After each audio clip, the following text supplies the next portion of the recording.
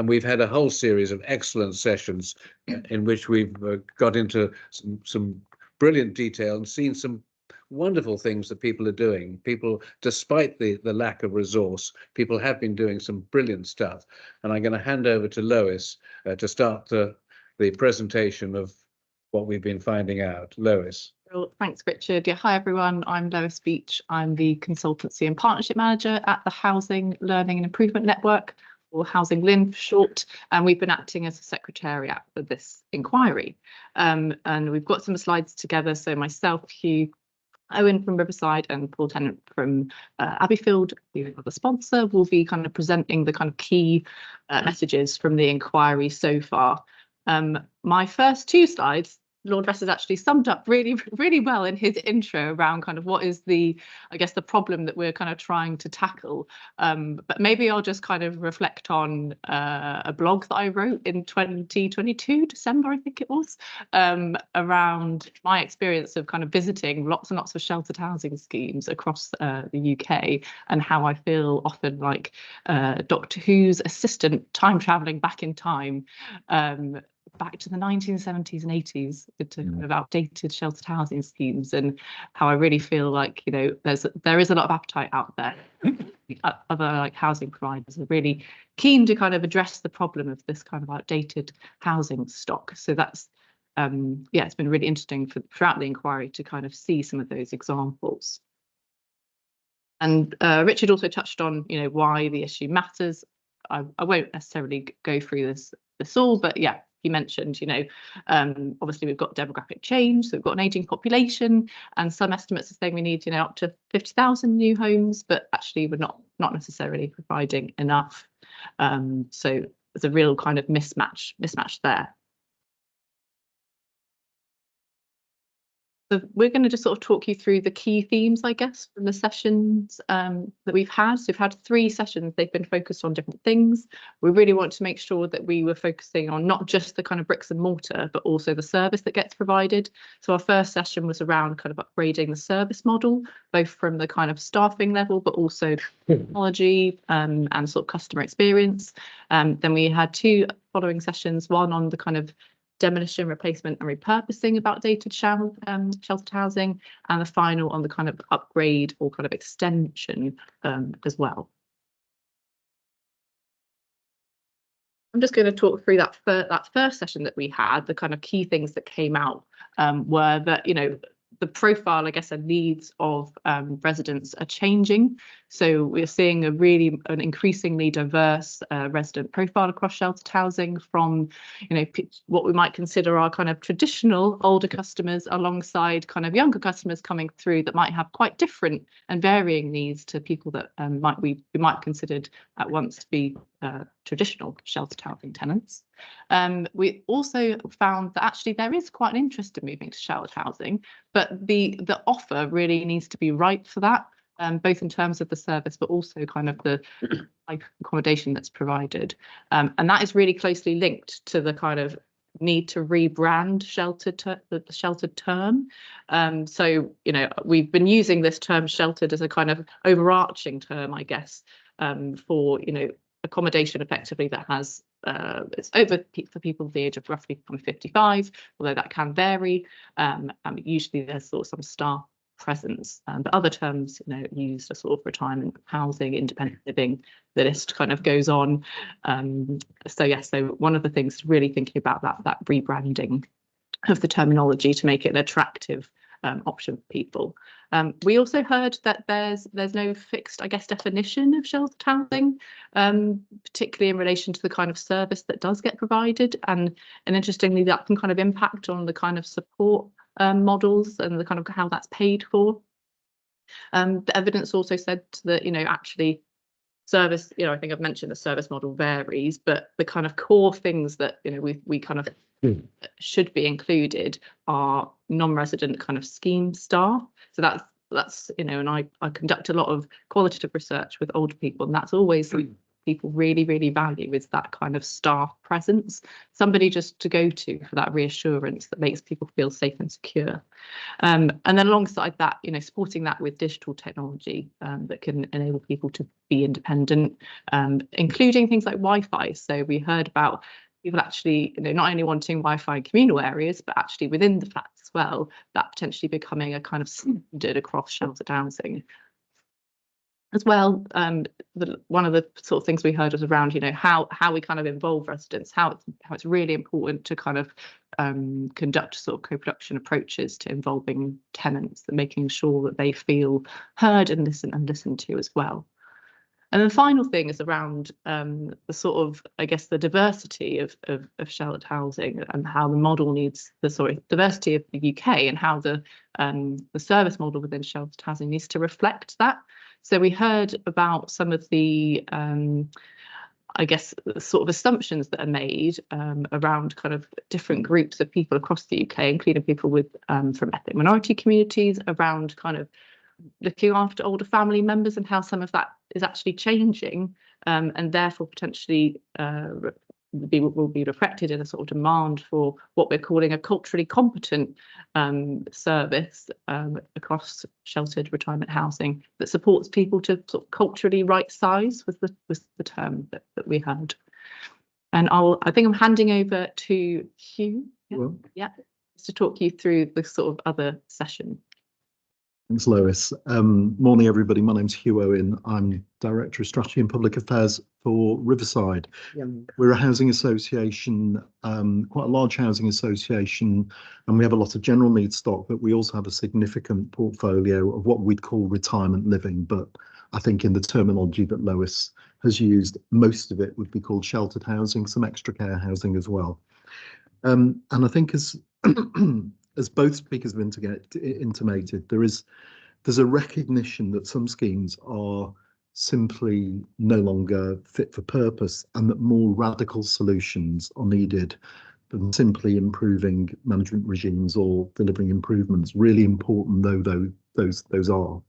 And we saw some great case studies, a scheme replacement from organisations, some pictures on the slides on the screen, such as Metropolitan Thames Valley and Anchor, schemes that are hugely impressive, but are complex, delivered over a considerable period of time, and indeed are very expensive.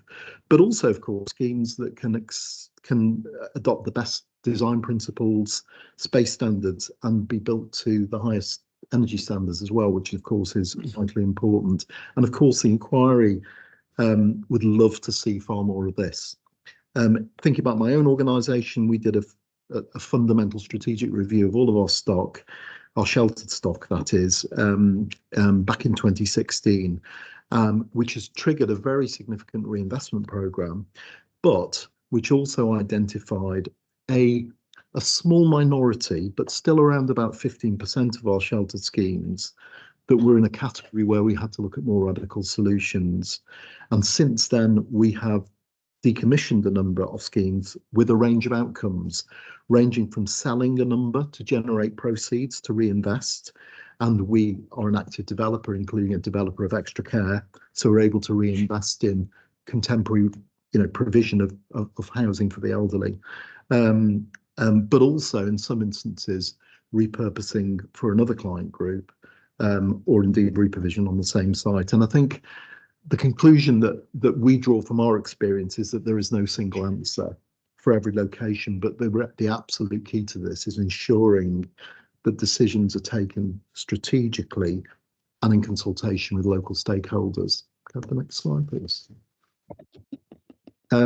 So based on the case studies that we heard and the discussions, we've drawn a number of conclusions that have informed the recommendations that I think Lord Best is going to be running through very shortly. And just to kind of pick a few of these, I mean, the first one is that the need to redevelop is driven by a series of unique local factors, but often the common denominator is size, the site and configuration of the existing scheme, and those sort of things are often decisive. Sheltered schemes are often very bespoke. and can be quite inflexible buildings, which can be hard to adapt. Not all are in that category, but some are. So the basic stock that we're dealing with is quite tricky in the first place. Secondly, and again, I think Lord Best intimated this in his introduction, resources for reprovision are limited, especially since they may only deliver a modest number of additional homes. And I suspect that will be a phrase that appears in our report when it's published later in the years, and really often rely on providers themselves reinvesting using their own cash. This is obviously a limiting factor, and we found that out in our own organisation. Government funding rules have often precluded public investment in these vital regeneration schemes. However, redevelopment and reprovision may provide the best opportunity for the highest quality design based on the happy principles, which are as relevant to sheltered housing as they are to extra care housing. So clearly, starting with a blank canvas does sometimes present a tremendous opportunity, albeit it's an expensive and complicated one. And I think kind of moving on from that, and something that we heard very clearly is that this approach isn't for the faint-hearted, especially where existing residents need to be decanted, as they often do. The cost of new builds is expensive, timescales are extended, and the management of the process requires huge sensitivity, needing really good skills. There will always be easier options for associations with competing priorities for development. And I think about the debates that happen around our own board table, where we build around about 1,000 homes a year. We've got a significant programme for extra care, but it really has to fight hard against other priorities. And when we have a sort of a numbers-driven game, particularly from DLUHC and Homes England, it can be hard to make the case for the more expensive patient types of development. We also found that repurposing for other client groups may be the right answer if that's where the evidence leads, or even straight disposal and reinvestment of proceeds. However, that of course can lead to a loss of stock unless the provider is also actively providing new stock elsewhere. And I think a theme I think we're going to return to is that there's a risk that sort of incremental and opportunistic disposal will further deplete the stock of sheltered housing, particularly for providers who don't consider sheltered housing to be central to their core business and service offer, which is why all providers, I think in our view, should be encouraged to take an open, transparent and strategic approach to managing their portfolios of sheltered housing going forward. I think I'm handing on to you, Paul. Thank you.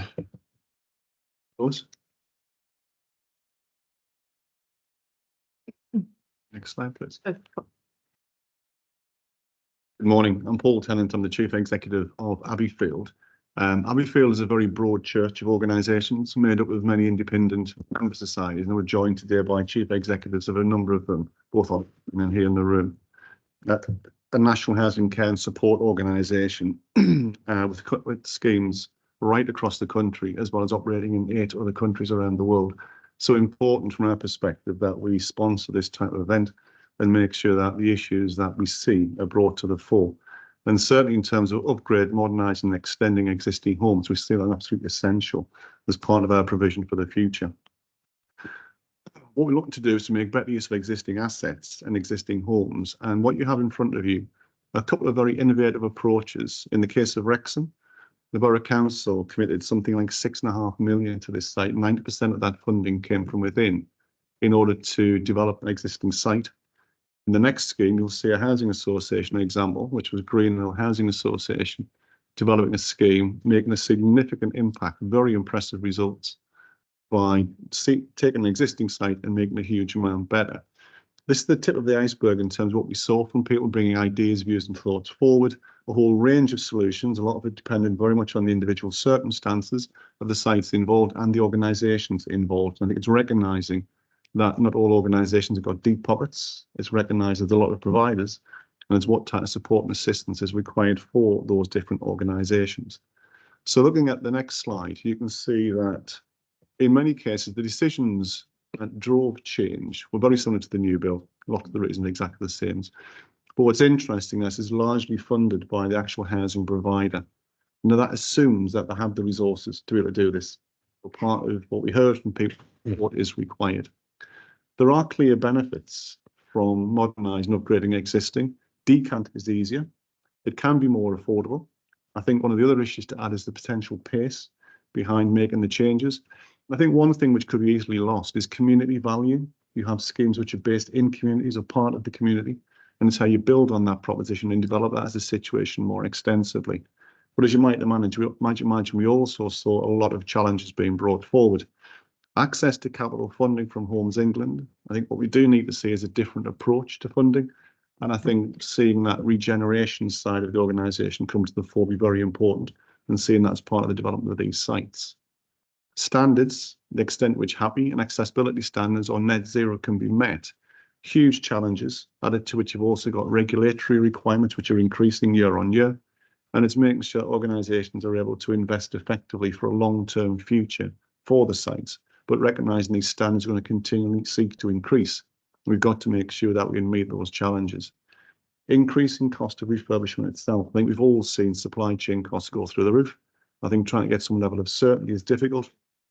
I think having things where you can do bulk development, the ability to bring concentrated resources together, do programs of work rather than just one-offs again, is ways and means of getting better value for money from the assets that we have and from the investment that we've made, and also an expectation that the provider produces a good quality home, does it efficiently and does it effectively. I think the success can also be dependent on availability of surrounding land, the ability to get additionality. A lot of sites, and certainly in Abbeyfield's case, the sites are quite tight. They've been built within existing communities. But it's seeing what can be done, what innovation can be brought in to try and put together pieces of land, create the ability to develop further, and also give that additionality which makes some of these schemes work much more effectively going forward. I think cost is a massive issue. It will limit investment, it will limit development, which will be a shame because it could then limit the long-term viability and the effectiveness of the development. So it's trying to really understand the absolute value can be extracted, how that can then be delivered. I think also one thing we do recognise, we see quite often, is that if you are going to invest in existing property, it may be to modernise it, you end up reducing the number of homes. That can then question the viability of the scheme, which makes it quite difficult. So again, it's trying to understand where it's realistic to invest, and in some cases it may not be. But I think overall we have such a large number of available units. It's how could you make best use of that investment? How can you retain those assets going forward? I think what we can also see from all of this is support is absolutely key. Without it, this can be very difficult, but particularly for smaller organisations where there's a lot of providers around the country, significant differences to communities. And I think that loss of stock will demean the amount of homes that we can offer to people in the future. And it does seem a bit of an own goal that we have existing assets, existing land. Why don't you just make better use of it?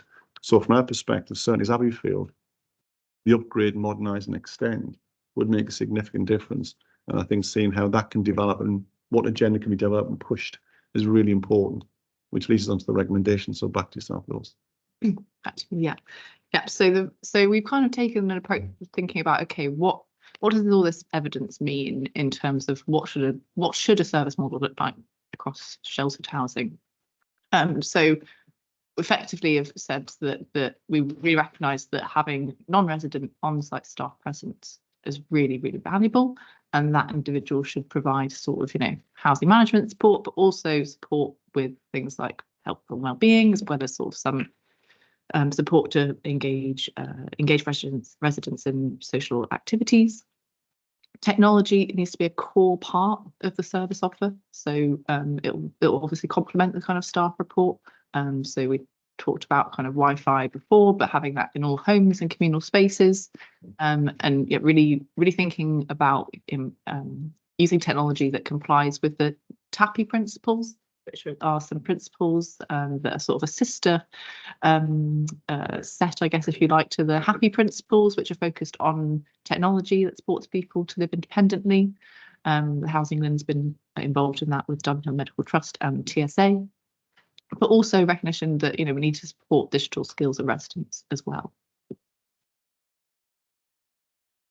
And then in terms of, okay, what does all this mean in terms of the design of refurbished but also kind of new build schemes? So I think Hugh mentioned, you know, really consistent with the happy principle is key. It's not just, those aren't just kind of principles that we might adhere to for extra care housing, but could actually be applied across the board. And obviously there can be some issues around kind of refurbishment, you know, it might not necessarily be fully possible to adhere to happy design principles, but they are the kind of aspiration for sheltered housing. And that sort of care readiness, I guess, as well, the design in the design, so people can stay where they are for as long as possible, and if they need care, that can be kind of provided through the kind of design, but also through the sort of build, I guess. Having a range of housing types, so it's not just all about sort of apartments, but it's about kind of houses, bungalows as well. And I guess the key kind of thing, I guess, is around kind of, we want sheltered housing to be a kind of mechanism to encourage people to right size or downsize. So that was a kind of key thing that kind of came through, I guess, very strongly. Sorry, my screen's gone blank, but it's fine up there. So I'm handing over to Richard for the kind of recommendations for government. Okay, so the recommendations follow from what we've heard and discovered, and the headline is we need a dedicated and ring-fenced specialist and supported housing capital fund. We need government to be setting aside some cash for the rehabilitation of what we've already got. At the moment, supposedly, Homes England set aside 10% of their total budget for supported and specialist, did I get that right, housing, which is the full range of homelessness, people with disabilities of younger age groups and so on. That's 10% of the whole. We've said for some time there should be 10% exclusively for older people. It's not a very big proportion, 10%. That would be, in the government's great scheme of things, with the government's target of 300,000 homes a year, there'd be 30,000 homes a year for older people from the private sector and the social sector together. That's a realistic, sensible target, and it has those benefits of freeing up family housing.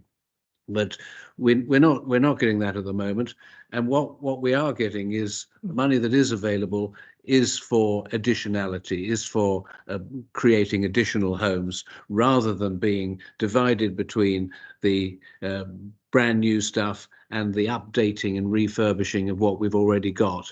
Perhaps a third of the 10% should be exclusively for regeneration of what's already out there. That's the sort of number we're looking at, and we're having a session to which we're inviting Homes England, GLA, and the Department for Levelling Up Housing and Communities to put these points to them. It is value for money to invest in older people's housing. You get the payback for that. You're going to reduce the NHS's commitments. You're going to reduce the care services budgets. This is going to help other departments, and government should sort itself out as between which department benefits and which pays. So we'd like Homes England to have a dedicated team that concentrates on this, that collects the evidence, understands the issues, and looks sympathetically at applications from the sector for extra resource for this. And I think that runs us through those recommendations. We need to, yeah. We end up these early recommendations with saying that this the sheltered provision, that's that inverted commas again, that we need to promote a new term. I've listed, we've had lifelong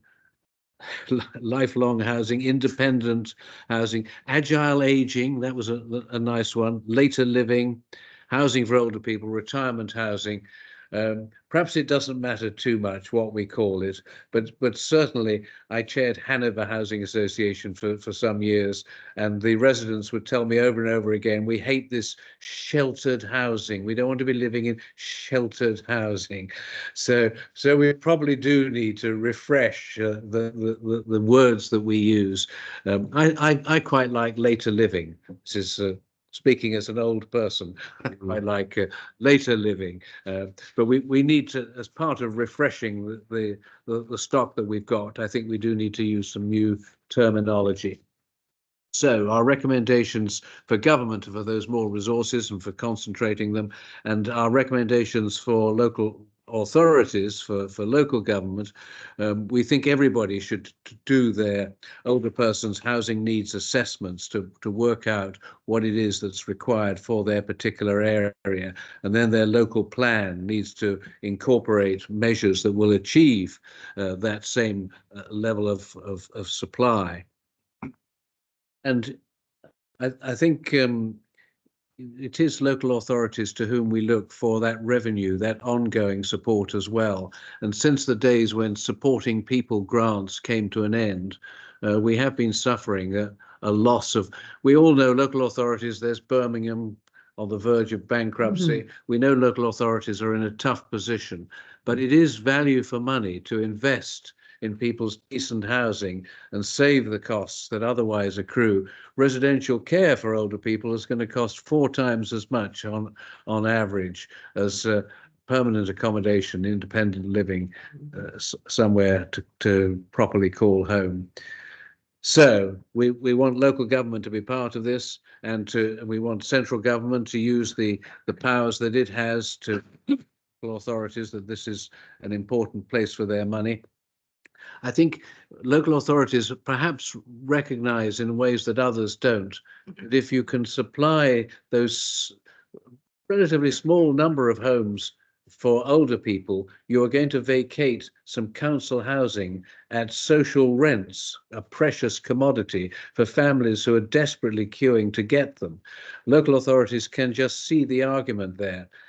In the old days, it was a case of saying to Mrs. Smith, I've been in housing since the 1960s, and it has been a part of my duties in my early years to knock on a door and say, in effect, your time has come to move on now. We're building this lovely sheltered scheme, and I'm sure you will enjoy moving there. Nobody nowadays would force anybody to leave where they've got. So it has to be the incentive of somewhere that you can see and believe is suitable for your older age, somewhere where you actually want to go, not where you're told to go. That requires keeping up to speed the sheltered housing that we've already got, the supported housing that we need.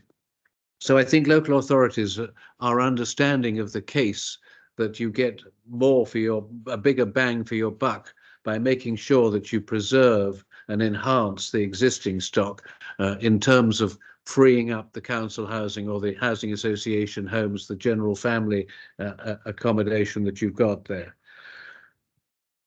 So those recommendations all in effect underline and endorse that.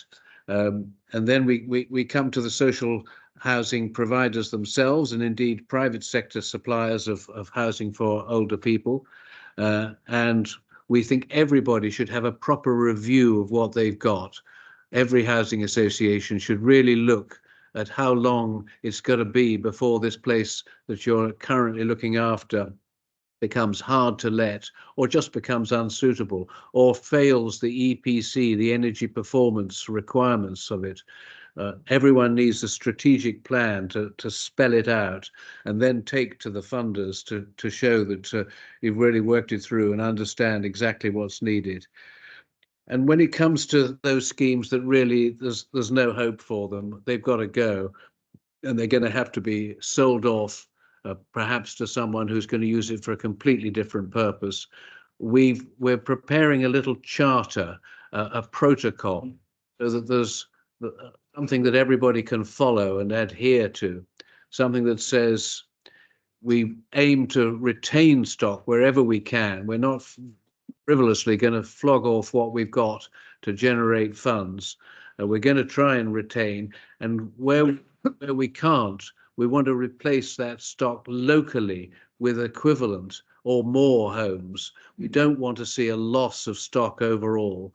And if we've got to sell, well, we'll at least try and sell to another registered provider, another housing association, a charity, and not just sell on the open market to a private landlord or for owner occupation. And I think we've got to spell out a bit the ways in which we can mitigate those decanting processes. It's a painful business to move people out, and we need a little bit of support for those that have that difficult task. I went yesterday to an Abbeyfield scheme. Thank you, Abdul, for taking me there. Abdul Ravat from Abbeyfield has been a stalwart on this inquiry. Lovely scheme in Muswell Hill, a beautiful big old building, 14 apartments. Sadly, needs about £1 million all in to bring it up to scratch, to make it really fit for the 21st century. £1 million is not forthcoming. This has got to be sold. No doubt that's a very lucrative thing to sell in Muswell Hill. But what a shame to lose something that is extremely well knitted into the local community, has had some very happy residents, but now has come to the end of its life, and there isn't the available resource, the grant to keep it going, to support it. What a shame, and we want to change that. So those are our recommendations. Still able to be titivated a bit, tweaked a bit, and we're open to suggestions and thoughts from colleagues. So can I invite everybody down there who would like to come and join this table up here? We've got lots of empty seats. If you'd like to come and be closer involved, we're going to have a discussion, and people can bring out the points that matter most to them. I think I ought to start with everybody in the room who've taken the time and trouble to be with us here in Parliament.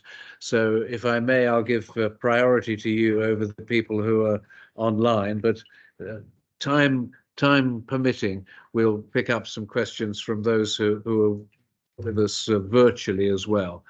So settle yourselves down. Who'd like to make a contribution to the debate? Well, let's start with you. Yeah. Just introduce yourself as an inquiry member. Hi, I'm David McMahon. I'm from Ryder Architecture. I think there's some really good points there. Just on the freeing up of homes, I think one of the things that we're seeing is the barriers to allow people to move. So I think one of the more significant challenges, and I guess pertinent today, is the stamp duty and potential for relaxation of stamp duty to try to push people to move. So I think, on the one side, there's having the stock there for people to move into, and the homes that people need, but there's also many barriers which are stopping people from moving. And I think stamp duty is one of those. And I just think expanding on, I like the term, the age-friendly neighbourhoods. I think one of the other wider considerations is actually the benefits that being in a like-minded community can offer older residents in terms of dealing with some of the challenges around loneliness as well. So I think there's some non-direct benefits to that as well around freeing up pressures on the NHS as well. So I think it's also about not just seeing it as housing, but some of the wider benefits that can offer as well. I hope the Chancellor, even in the next few hours, will tell us that stamp duty has been abolished for older people. That would be a big boost. Wishful thinking, though. I'm going to come to George Young just a moment, but please introduce yourself.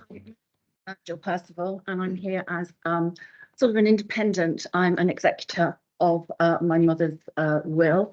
She was in residential in extra care accommodation for 14 years. She sadly died a year ago. We cannot sell the property, and that within our development there are 11 leasehold apartments for sale which cannot be sold. So you talk about repurposing, but surely that these are decent homes. They were only developed in 2008, so they've been purpose built Why is there no sort of incentive to buy back? Extra Care Charitable Trust do buybacks. They have waiting lists. Other places, we can't even give them away because service charges are too high. We cannot. Service charges are £640 a month. We can't. So you talk about the need, and I understand there is a need, but there's 11 decent empty properties sitting there. We are stuck as executors. We can't close probate. We can't sell them. 3 have been to auction. They won't go. And what do people say who you think might buy? Do they say that the service charges are Excessive service charges. Always. Absolutely. we need some revenue support to keep those service charges We down? need something, and maybe a potential guarantee of a buyback to increase consumer confidence in the market. At the moment, nobody wants to touch them. So, you know, you can build new, you can. Let's have a response to that from Paul. I think you raise a really important subject. We're aware of this from some of our own schemes where people have purchased. And what you see often in this market is the new build is the premium. So people who are effectively second hand is not as attractive. And you see a lot of new build developments will saturate local areas, and that does really drive the price down and very difficult. I think it is an area that we should talk to Homes England about. The opportunity to bring accommodation back into social use. It's about potential use to recycle capital grant funds. I mean, There's a range of propositions and something that we are very keen to explore because we recognise that you are effectively penalising families. It's exceptionally difficult and our sympathy goes to them. But in some ways, as an organisation, we're trapped because we don't have the depth of pockets. But finding something where you've actually gotten homes standing empty, but we have a housing empty it's a sin. So it's trying to find a solution. on empty properties. In order to keep schemes ticking over. And I think that's the bit where those costs don't go away. It's just how you actually limit that length of time, that gap, by finding, it'll be some form of deal, obviously, in terms of value, but it's trying to find a way of releasing those assets. Absolutely. And my second point is the outdated leases with excessive, with onerous lease clauses within those leases. I mean, I know new information, new bill has come in with for leasehold from 21, I think it was, but there's no retrospective. We have an exit clause at the moment. We're up to 12%. We've got to pay on it. Yes, yeah, and it will continue growing even though the property is empty and the occupant is dead. So something has to be looked at. Yes. You just ask whether Housing 21's got problems with resales, with when you have vacancies. We have had some schemes where we have, and I believe it's not actually my area, but I believe we're doing an option of buying back minus a percentage on some schemes, but some schemes where we have built and there's been a certain level of mixed tenure on it. Actually, when those properties have become, we've actually repurchased them, then put them out to rent. Yes, that's a That would be great. The difficulty is we're in a partnership, so Slough Council and Anchor, and neither of them will actually accept responsibility. So again, we're tied. We go to, you know, I've asked each to buy back. No. it's one not so much for the regeneration of our for the task force, but we're in touch with the task force, and I think, you know, we have a responsibility to feed that particular line in. The solution being that the provider buying back, even at a bit of a discount, Absolutely. buying back, if necessary, to then move into social housing, terrific, but otherwise to sell on and take that responsibility away from the family that inherit the flat. Now, George, sorry, you wanted to come. Well, I think this is a really promising and exciting piece of work, and I think Claire and the team have done a great job in distilling all the case studies we've heard into a series of recommendations. My initial comment is that most of the recommendations are focused on the public or the social sector. But if you just look at the public sector profile, which we're going to do in a few minutes, it's going to be really tough on Homes England and local authorities. The bulk of provision is by the private sector. And I just wondered whether there shouldn't be more in the report about the role of the private sector. There was, I think, just one recommendation that might help the private sector, which is the local authorities having to, inverted commas, sheltered housing, but against the background of some of the issues we've already been discussing, high service charges, difficulties of resale, whether there should be a little bit more about how the private sector might do more to fulfill this demand. It wasn't quite clear whether the new standards which you were recommending would apply to both the social sector and the private sector. Is it just the social sector that you, both? No, it would be both. Okay, Yeah. that needs to be clear. And the other thing just underlying all this is the benefits. The funding model very much dependent on income from rents. To what extent these are supported by the DWP and housing benefit. And I just wonder if there shouldn't be more of a discussion on the, as it were, the business model for the social sector, and whether the DWP and what you could claim on rent and service charge was higher. That would then enable the housing associations or indeed local authorities to do more, and whether we really explore the interplay between the income and the ability to generate more capital by having a slightly higher income flow. But really, I think it's an exciting report, Richard. Thank you very much, George. Hugh, did you want to just comment on the rents and service charge? No, absolutely, and I think it is a really good point. I mean, a number of years ago, probably the majority of our sheltered housing or retirement living housing, as we call it, was getting some form of revenue support from the local authority by supporting people.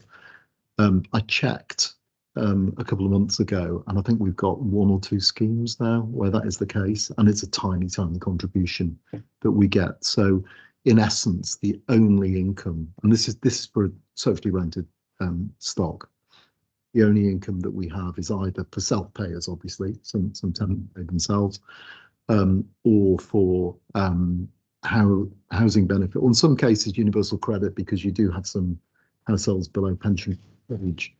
And obviously the rules around service charge eligibility in particular have tightened and are continuing to tighten. So the list of things that housing benefit departments, although the rules are determined by DWP, even in the case of housing benefit, it is a reducing list, I think it would be fair to say. And so the ability to provide that added value, the sort of housing management services that Lois was describing, that become the USP and become the thing that make sheltered housing, or whatever we end up calling it, the attractive thing, you know, whether it's the on-site staff or whether it's the range of wellbeing tasks that are on offer, is threatened by that. And one thing that we're doing as an association, and I suppose we're a larger association, so perhaps we can still afford to do some of this. We have a charitable foundation, and that charitable foundation is putting money into wellbeing services within, but it's self-funded ultimately. I mean, those, you know, the money that's within the foundation comes from our own activities and from our commercial house building activities. But nevertheless, it is limited, but we're able to find a little bit extra to go in to support some of those services that make sheltered housing special, but which the benefit system will no longer pay for. So I think it is a real issue. Creates an incentive to get rid of the property. It does. As local authorities no longer doing the supported people grants, rather than what we want to see, incentives for the organisation to hang on to the property and do it up. So that assists the decline, that lack of input from local authorities. As Lord Young says, these are difficult times to be asking for local authorities to pay out more. It's actually DWP, because there will be an exemption from the usual local housing allowance. The DWP is prepared to pay quite a decent monthly rent. That Abbeyfield scheme that I visited yesterday, the monthly rent with a big service charge it includes meals, 2 meals a day, but it is about 2,000 a month. It's a serious commitment, but that will be paid by DWP on work and pensions. Yeah. Yes, please. Roland Bolton.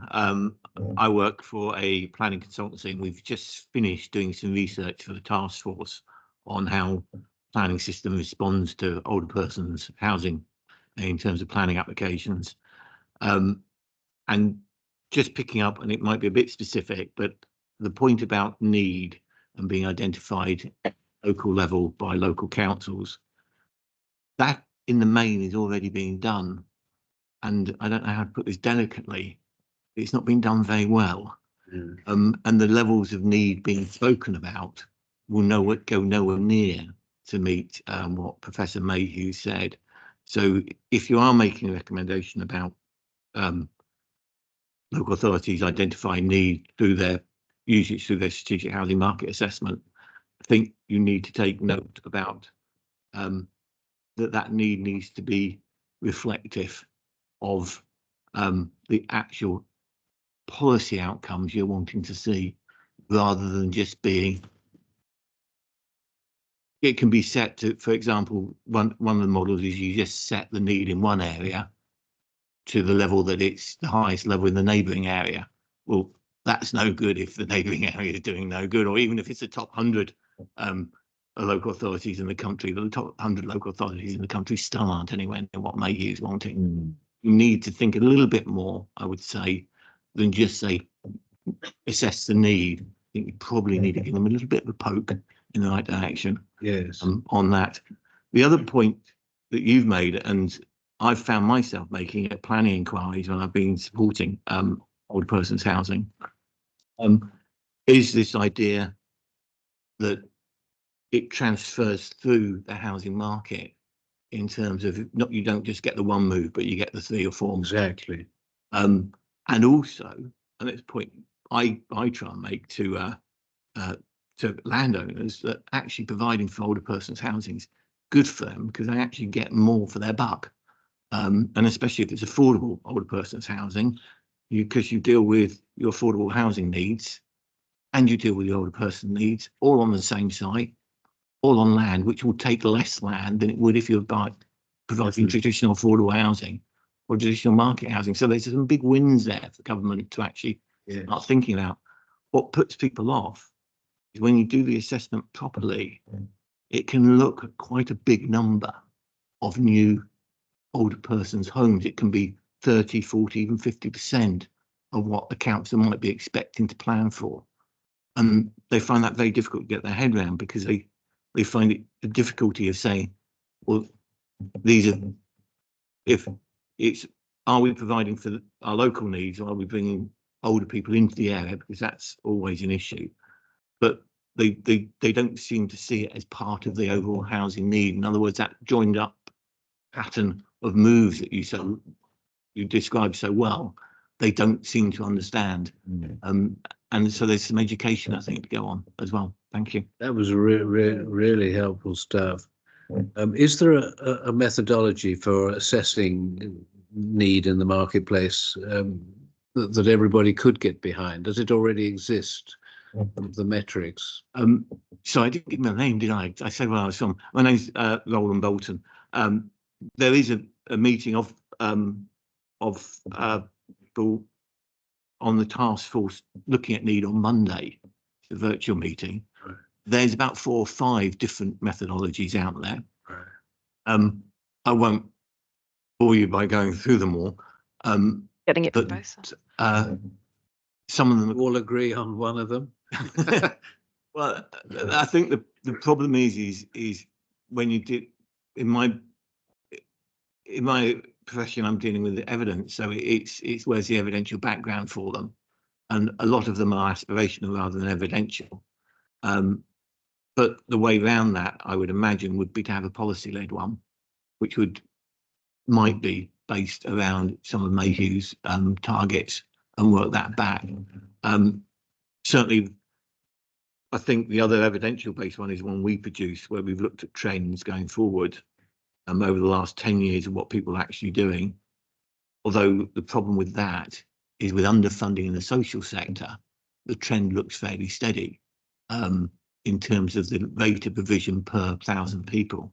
And I don't believe that's probably correct, because it's lower than it was in the 1991 So something's gone a bit askew there, but certainly for the market sector, a trend-based, evidential trend-based would be one way of doing it. Right. Well, we look to the task force to come up with these things for us. I'm sure they'll come up with a single number for you. One in the front and one at the back. Mika. You go first. Okay, yeah, hi all. I'm Nick Sedgwick. I'm now an associate director with ARC Consultancy, a social housing consultancy, but previously I worked for Hanover and Anchor. I just want to pick on the point around incentives that you raised earlier, because ARC has completed very many of those strategic reviews of housing for older people for a range of providers. We've done tens of them, and just picking up on one point, that especially for those providers that have a mix of types of housing, general needs and supported housing, it's often difficult to get the housing for older people up the agenda. Often the scheme's financial performance is okay, even where demand is starting to slip, and older people tend to give more favourable satisfaction feedback. So if you're looking at some of those metrics, these schemes are struggling to come up to the top of the list for attention. If we looked at it in a different way and thought about some of the outcomes we might want to achieve through providing housing for older people, you know, things like maintaining independence, and for, you know, for government, keeping people out of hospitals, stopping people having falls, etc. If some of the schemes were assessed on that basis, then that might show the urgency for change. And potentially those measures could be linked to, if we were lucky enough to achieve any additional funding, if government wanted to put some funding in, maybe it could link that funding to achieving those improvements in terms of maintaining independence, stopping falls, etc., that would lead to benefits elsewhere. Very good point. Yeah, excellent. So at the back, if we may. Please.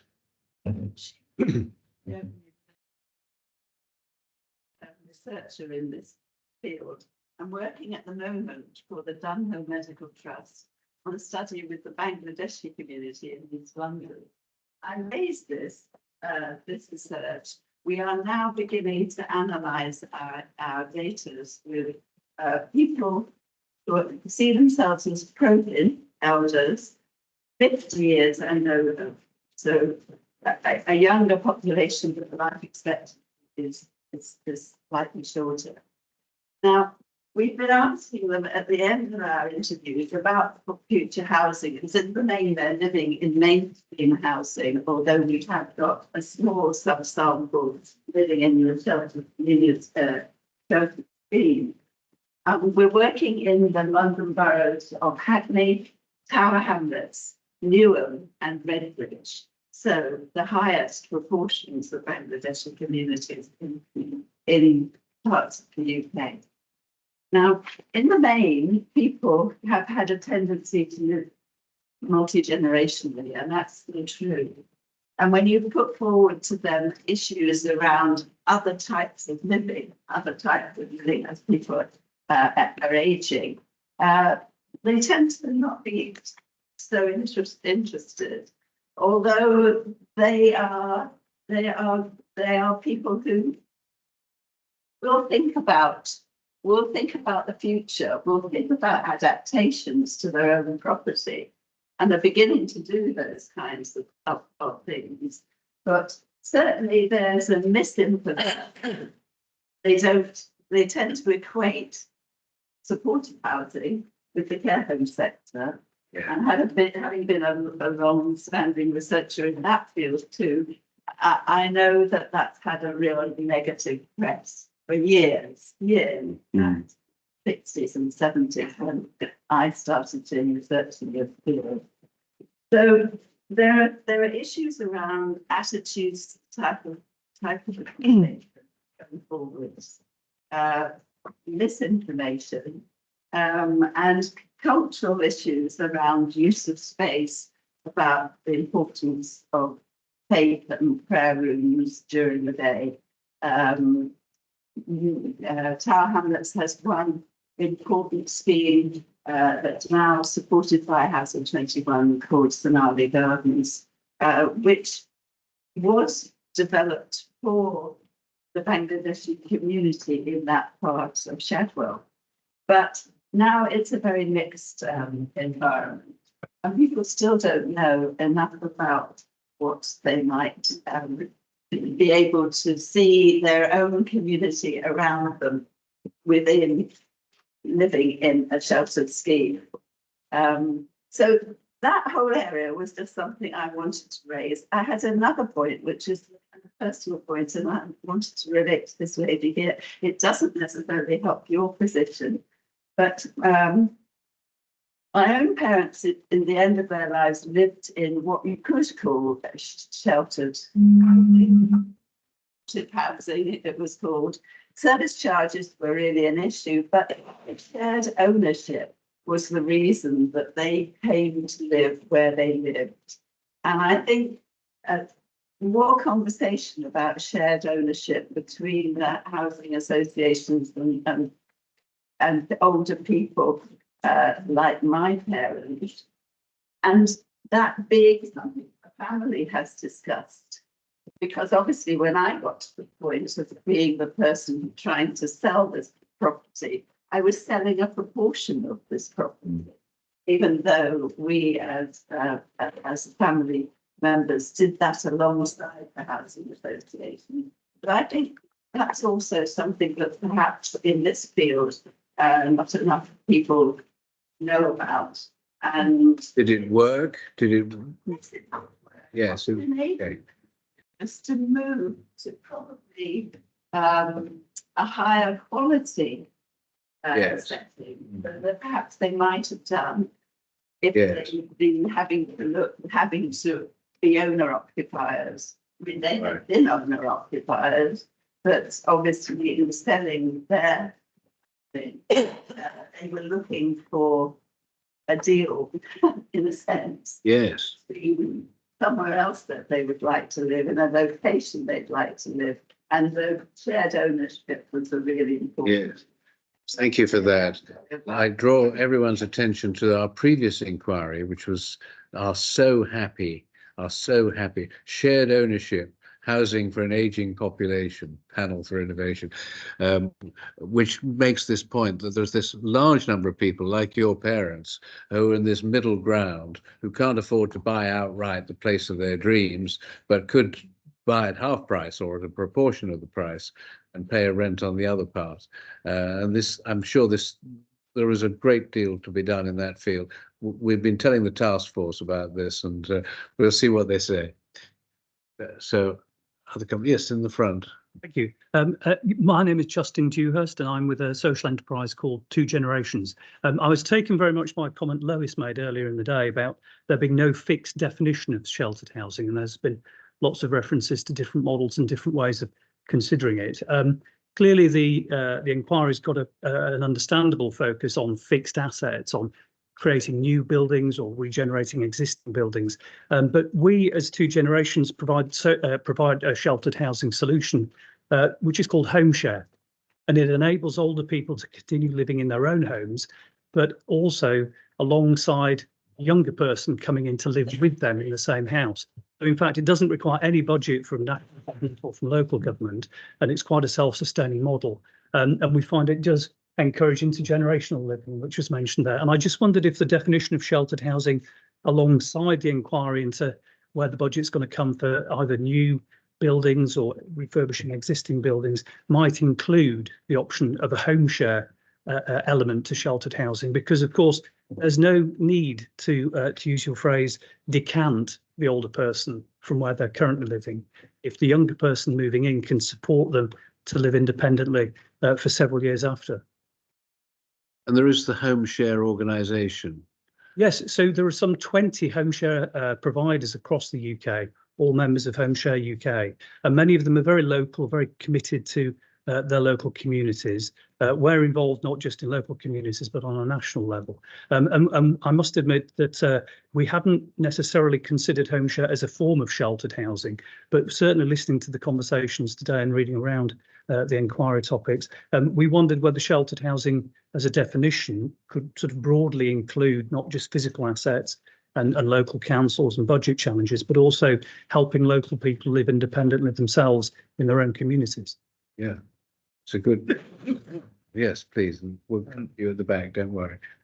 Hi, I just kind of building on what's been said. So Andrew, I'm now retired from UCL as an academic, and before I left, I was involved with setting up an institute that was rethinking this and many other areas. And a couple of observations. One is this issue associated with the term. Every time you put sheltered, you had it in inverted commas, and it kind of sends out, I think, entirely the wrong signal. So, branding people to get involved, because what you're talking about, as far as I can tell, is physical health, mental health, and social health. So this issue associated with the needs of the person within the accommodation. I'm going to come on to a difficult subject in a second, but the first one is quite positive, which is the accommodation has to be fit for purpose, but set within the context of a community that is interested, where the person feels connected and feels that they're adding purpose. So there's this sense of whether it's, as you say, about prayer rooms or something where there's shared interest within the accommodation, or it's actually the permeability to allow the other individuals in. And because of what I was doing, I worked with I was allowed to get some access to a local housing association. I live in southeast London, and they did a tie-up. It's slightly similar to the home share, except that what the housing association did was do a tie-up with one of the colleges from London University to build accommodation that had mainly older people in it, but also allowed students to have dedicated student accommodation, as long as the students agreed that they would sort of buddy up and do some things with the older people. That way the students got better accommodation that was purpose built for them. There was a sense of care and provision, and also a degree of engagement with the residents, and everybody seemed to be very happy with it. I mean, I know it's an anecdote more than qualitative or rigorous research. The second one relates to conversations I had with St Christopher's Hospice. And this is the awkward conversation to have about palliative care. 80% of people, when surveyed, want to die in their own home. Under 20% do. So if we've got an aging population, there's an interesting conversation to be had, and I don't know whether it's within the inquiry's remit, to consider talking to the hospice at home movement to actually start to look at what can be done to adapt accommodation to allow people to pass away in the comfort and security and contentment of their own homes, rather than be shipped out at great discomfort and great expense to places that are rather impersonal. Yeah, you're absolutely right. We all want to die at home. At the back, please. Yes, thank you.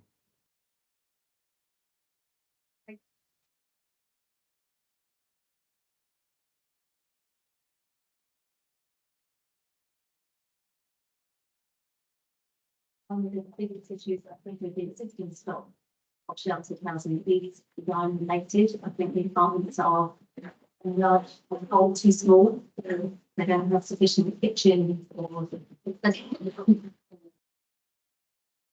just want to miss a trick for these recommendations of popping in some areas. The happy recommendations are amazing, but they're not standards, and they don't actually refer to any sort of areas. Quite difficult if you're retrofitting to make it bigger there. You can do two into one, but that's what we ended up doing. too big is.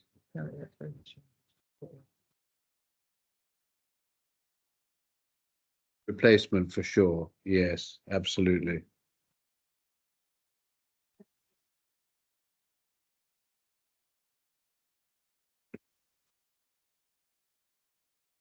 We have a real expert in these matters with us. Jeremy wrote a book on design standards for older people. Have we got to the point where we want to progress from advice to fixed standards? Personally, yes. And I think it's an area that the task force is also keen to explore. We recently held a round table, which actually you chaired, and a number of recommendations put forward through that are being currently considered by the task force, and we're very hopeful that a form of standards will come out of that as a recommendation. Yeah, that's Based on the happy design principles, yes. Yeah. It's a hopeful response. Thank you, Jeremy. Jeremy is the boss of the HousingLIN, the Housing Learning and Improvement Network, and we're very grateful to them for being part of this inquiry and looking after us. Yeah, please. Oh, yeah. So yeah, I'm Rupert Lacombe from Housing 21. We've done what we call full modernisations, where we've taken tired 1970s, possibly 1980s schemes, and in fact recently we've acquired a number of schemes from other providers doing a similar model, and we've invested typically somewhere between £1 and £2 million into those schemes, completely transforming them. And those schemes have been, on our radar. They all have individual core business plans on our radar of potential closure, and in the vast majority of cases have been absolutely transformed. But my question about the standards, particularly things like the happy principles, if we had done them to those standards, I don't think it would have been possible to do, because we'd had to lose so many units. And I think when you're talking about the expanding funding opportunities for refurbishment as well as new build, it was just be careful but not to make it too prescriptive that prevent us or another associations from doing those kind of refurbishments. Yeah, I think it's the replacement scheme. Absolutely. Yes, please. Hi, my name's Jan Taranchuk. I'm possibly also one of the oldest people in the room as well. I've been in housing for 55 years. But when I was at the Greater London Council as a junior officer, the GLC took over in '65 the Seaside and Country Dwelling Scheme that was devised by the LCC in 1963. So the whole concept of downsizing and right-sizing has been on the table for a very long time. And the GLC, over its period before it was abolished in '85, created over 3,500 properties for retired council tenants in various parts of the country, because the GLC, they weren't a benevolent organisation. They saw the financial advantage of building one property and then having a consequential number of rehousing in the way that you described at the very beginning of this meeting, Lord Best. But that was stopped when the GLC was abolished. The GLC currently manages the relets across the country, with a number of housing associations managing those properties. But I'm not aware of any social landlord actually building new properties in the way that you've described. And the whole concept of right-sizing seems to be so obvious and so financially beneficial that I think it's really important that the inquiry includes that as one of its recommendations, because it seems to me a very positive way forward. Yeah, it'll happen. The people who move in will vacate somewhere else. It's an automatic process. Everything we do achieves this end, even if it's not designed specifically with that particular person in mind. But yes, you're absolutely right. It goes right back to the 60s. Was it called the Coastal and Country Dwelling Scheme? Country Dwelling. Yeah. On the GLC. I know, sir. I know. I'm I aware. was responsible for that scheme. Started my career in '66 in the GLC. Right. Now, if any more comments in the room before, yes, please. I just wanted to build on that point. I'm Jules Robinson from the Royal Society for Prevention of Accidents. My background is in health and safety, in social housing. I've moved across to ROSPA to continue that work. My focus is on fall prevention. So, of course, just one accident that can occur when someone is potentially in the wrong type of housing. So obviously a vested interest in making sure there is good provision for sheltered or independent living schemes that help people to avoid accidental injury. And I think ignoring the downside of not having this type of property available is a failure of society generally, and neglecting development of these homes and these safe and secure homes that the Housing Ombudsman is so keen that we are providing as social housing providers. Is a huge issue. You raise the point that the Ombudsman is now after the social housing providers, so they better behave. Yeah, safe and secure. They're the terms that we're working towards. So if those words could be integrated into the recommendations, I'm sure they would, catch the eye of a few housing associations. All right, thank you for that. Neil. Thank you, Lord Bester. I'm Neil Reevely. I'm here representing the Association of Directors of Adult Social Services and the Local Government Association, and just wanted to build on one or two of the points that have been made, and you made yourself, Lord Bester. Firstly, around planning and the evidential side of that, and the ability perhaps to involve evidence of the things that you've described and recently described, lack of falls prevention, etc.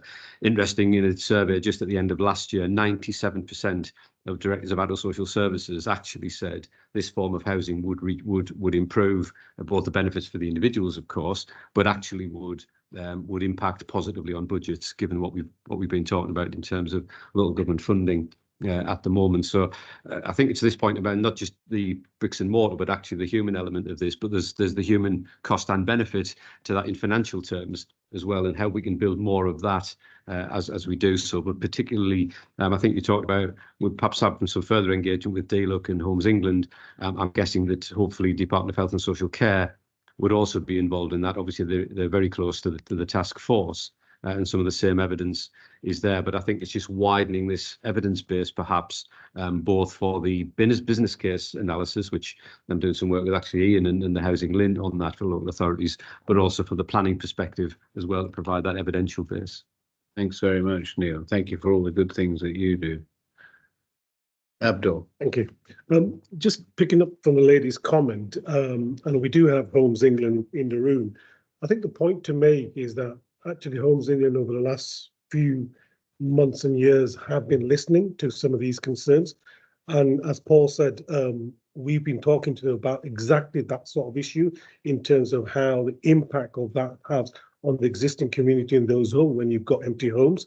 So I think the session when we'll have with Homes England, and as Neil said, with other partners in government, will hopefully go beyond that in terms of practical support and assistance, which will have that longevity. So in that respect, I think we're really grateful for people like yourself to bring some of these issues to the inquiry. What we now need is a sort of strategic response which covers everybody's circumstances in this situation. Thanks for that. Yes, please. Hi, Catherine Fox-Rogers, Managing Director of Johnny Johnson Housing. I just wanted to draw your attention, and thanks for the recommendations, great piece of work. It's been great to be part of the inquiry. But I just think on the digital side of things, I think we should definitely draw out the fact of the analog to digital switch, and it's a time-bound issue that the sector has across the country. And I think when we talk about housing associations, local authorities, people who are charged with these properties, I think we really need to call out the fact that 2025 is next year. We're all quite shocked about that, aren't we? But it is actually next year. I know there might be some movement on that, but given the equipment that exists in these properties, there has to be a strategic plan around that. And I think it would be remiss of us not to call that out within the recommendations. You're absolutely right. And I know your particular organisation is getting its head around this in a very positive way. Anybody got any comments on that switch from analog to digital? It's going to be a big change, and we don't seem to quite caught up with the fact we've got to do something about it. But you guys are all on the case, I'm sure. Yeah, no problems. Goodbye, Tunstall Telecom, and welcome, new world. Just to expand on that, certainly with Abdul and with the help of the National Housing Federation, the Association of Directors of Adult Social Services and the LGA are trying to do some work on that to both raise awareness and develop some of the solutions to that, and in addition to that, working with NHS Digital because of their links into it. So, but I think it's absolutely important that it's raised even further, because it's only really in the last, I would say, 6 months that it's really risen to the top in terms of the agenda and getting people on with this, and at the rate that we're changing at the moment, we'll be absolutely nowhere near in 2025, and the impact potentially on vulnerable people living in these properties is horrendous. Yeah, that's really important. Jeremy, you've got your TAPI. Yeah, I was just going to draw to attention. There was a point about TAPI, technology for our ageing population, a panel for innovation. It is drawing to a close, and we hope to publish that report later this month. But the point that you make absolutely is spot on, and the work through the Telelab, others that you're involved in. But the real issue here is that the manufacturers only have enough kit and equipment for about 20% of our existing stock. Yeah. So if we do have a 2025 deadline, we know that there's going to be a real issue for many 700,000 plus the people living in retirement living at the moment.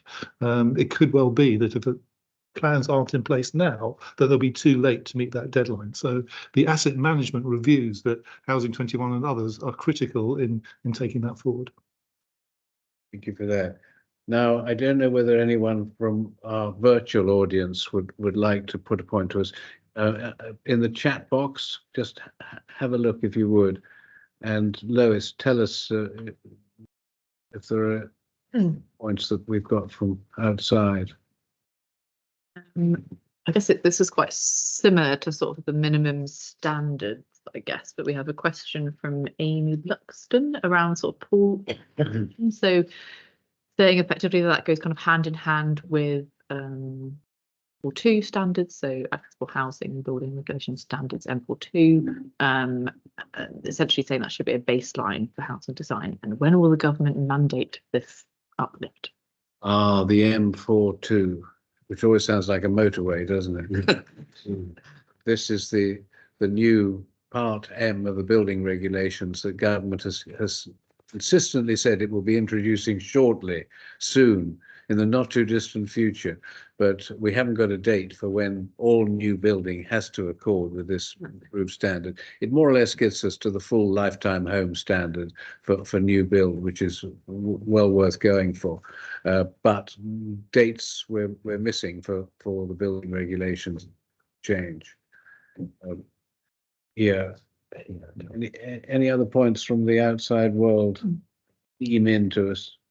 It's another point is slightly linked to sort of how we sort of market and brand sheltered housing. But one of the questions is around what's the right age, I guess, for people to move in. Is it 55, 60, 65, 70? So I think there's a bit of a question about, does it matter what the age of? Turn to Paul Teverson, who I see at the back. What's the average age for McCarthy Stone's incoming occupiers now, Paul?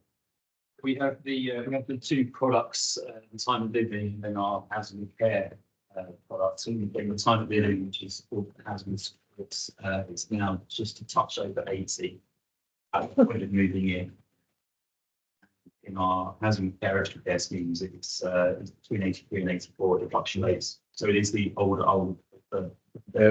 Just on 80 and 83, 84, not very close to 55.